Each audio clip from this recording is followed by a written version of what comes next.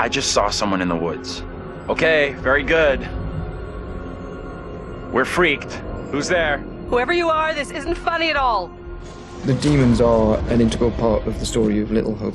It's the crux of a lot of the things that happen, and that informs a large part of what we're doing. The starting point for each of the demons was the style of execution. They're based on a character that gets killed. That then informs how the character behaves, how it moves, how it sounds, and those are all brought together to give us that convincing, terrifying demon. In order to make convincing demons, you need to ground them in nature. So what we do is we use our understanding of anatomy and our deep understanding of biomechanics and the principles of the way things move and the way things actuate, and we apply this to the demon design. We obviously start with the production design. The production design is a drowned demon. What we need to do then is look for extra reference. We have to look at stuff like autopsies. We'd look at what happens to the skin when it gets exposed to water for a long time. We have to look at creatures from underwater. We look at various types of fish. Loads of images and real-world reference helps, although it's slightly gruesome. This particular demon we're looking at is the one that's been hung. We didn't want to show the whole of this character, and right from the beginning we said, let's focus on the areas which are the most terrifying. And so the overall silhouette of the character was to be like this twisted rope. Her limbs had coiled, and so we were exaggerating the metaphor of this hanging.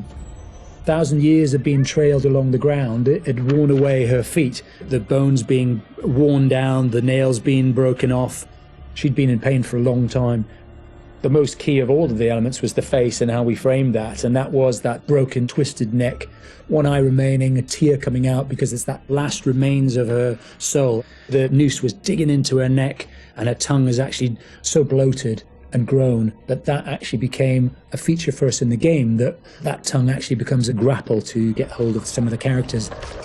To animate a demon, we would start with looking at how they walk or move forward. Some of them are dragging themselves, and then also how they would attack their victims, just flesh out the layout and the choreography of it.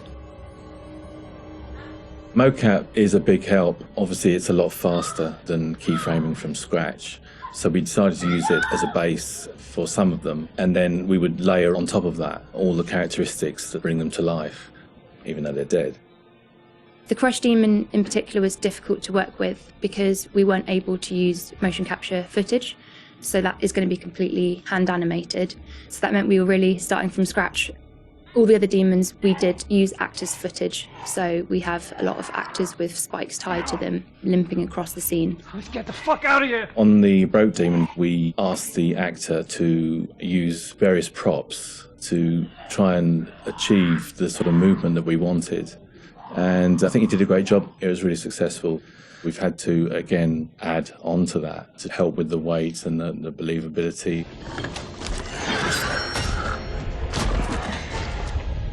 We take our initial cues for the sound of the demons from the visuals, and they look fantastic.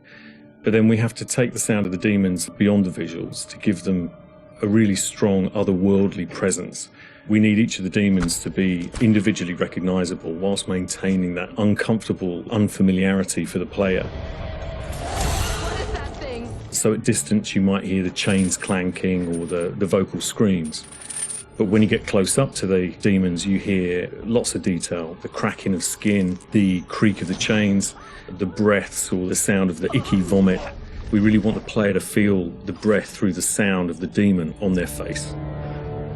Angela, no! When we're thinking about the camera work for the demons, one thing that was really at the forefront of my mind was trying not to show too much, trying not to lose all restraint, and I think that's a really easy trap to fall into with CG in general, and especially with games that you've got all these monsters that you've built and you've spent a lot of time working on, and it's really easy just to go straight to putting everything on screen. But thinking back to some classic horrors, classic monster movies, a lot of times there the directors had to use a lot of restraint and just show little bits and pieces because they didn't have that kind of budget or that kind of effect to really make it convincing. And there's something about that I really like that I wanted to bring back to Little Hope. So when I was directing the camera team, I asked them to show little bits, little glimpses, a clawed hand here, a shadow on the wall there, the chains rattling, whatever the key characteristics were of that demon. The interesting thing with that is that I think sometimes your imagination as a viewer fills in the blanks in a far more terrifying way than we really could. So we tried to build up that suspense, working up to this big reveal where you finally see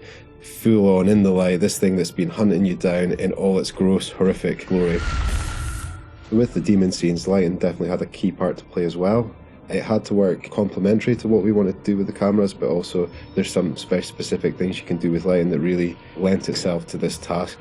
So one of the big ones was the use of silhouettes. The demons have really interesting form and really interesting shapes. They're very unusual, you know, these humanoid creatures all distorted, and we wanted to use that without revealing too much. So quite often we tried to use backlighting, or the fog that's present all through Little Hope is a really useful tool for silhouettes, as you can have this nice separation with a brighter background and then have the creature dark in the foreground. It was a nice way to make them feel even more gross than they really were. The Little Hope narrative is extremely multi-layered, and the demons not only represent the tortured souls of the characters, but they also represent the psychological trauma that humans can obtain through witnessing traumatic events. So when the game opens in the prologue and the main character is witnessing these traumatic events, we underscore this with really strong male Gregorian choir, which we use later in the game when the demons are attacking, to really strengthen and reference that psychological trauma with the tormented souls of the characters. Run! Now! The broken demon's the most terrifying because of the way it moves. It's really unsettling because you can't anticipate where it's going to go next. All the limbs are breaking and it's all moving in a really erratic way. So if you were to try and escape from it, you wouldn't know where to go because it might go there or it might go over here. So that's the most terrifying in terms of unpredictability, I suppose, and having a deep effect on your psyche. Interestingly, when you work at Supermassive, you get immune to horror. That's one thing I've definitely noticed. The powers of horror somehow get lost in me every time I'm watching a horror movie. I don't get so scared anymore just because I see this stuff every day. But doing those demon scenes, I must admit, even watching them back as they were work in progress, it was always like fairly distressing and fairly horrific. So hopefully some of that comes across in the experience for the player too.